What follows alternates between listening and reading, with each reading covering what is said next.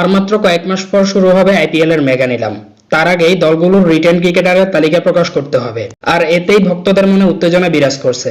সবার আগ্রহের কেন্দ্রবিন্দু এখন আসতে চলেছে আইপিএল এর দিকে। বিশেষ করে বাংলাদেশি ভক্তদের মনে এখন একটাই প্রশ্ন, মোস্তাফিজকে কি রিটেন করবে চেন্নাই?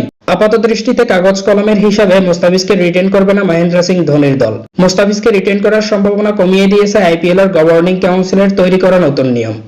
মেগা নিলামের আগেই ক্যাপড, আনক্যাপড ও রাইট টু ম্যাচ মিলিয়ে মোট 6 জন ক্রিকেটারকে ধরে রাখতে পারবে আইপিএল এর দলগুলো। নিজ দেশের জাতীয় দলে খেলছেন এমন 5 জন ক্রিকেটারকে ধরে রাখতে পারবে আইপিএল এর দলগুলো। এই 5 জনের মূল্য নির্ধারণ করে দিয়েছে আইপিএল এর গভর্নিং কাউন্সিল। প্রথম 3 জন প্লেয়ারকে দিতে হবে যথাক্রমে 18 কোটি টাকা এবং পরের 2 জনকে দিতে হবে 11 কোটি টাকা। তাই তো মুস্তাফিজকে নাও রিটেন করতে পারে চেন্নাই সুপার কিংস। মুস্তাফিজকে রিটেন করতে হলে 11 কোটি টাকা গুনতে হবে চেন্নাই সুপার কিংসের। তবে মুস্তাফিজকে ছাড়তেও চায় না আবার চেন্নাই সুপার কিংস, কিন্তু দুইটি উপায়ে আবার মুস্তাফিজকে দলে ভেড়াতে পারে চেন্নাই সুপার কিংস। প্রথম উপায়টি হলো মেগা নিলাম থেকে মুস্তাফিজকে আবারও দলে ভেড়াতে পারেন চেন্নাই সুপার কিংস।